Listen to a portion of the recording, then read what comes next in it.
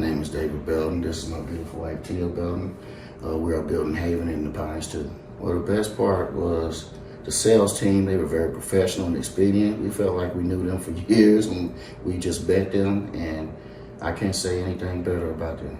Well, Shaw Park was, they were very friendly. Our kids loved them. We felt like we were part of the family, and the dealings we had with other people, it just took too long. With these guys, it took 10 days, literally.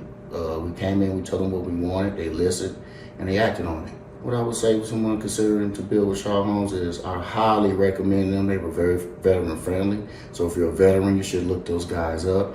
Once again, the sales team, we felt like we were part of the family with them, and that's it. Yeah, I just want to say that I absolutely loved the whole process, how quick it was, and how they was listening to what we were saying.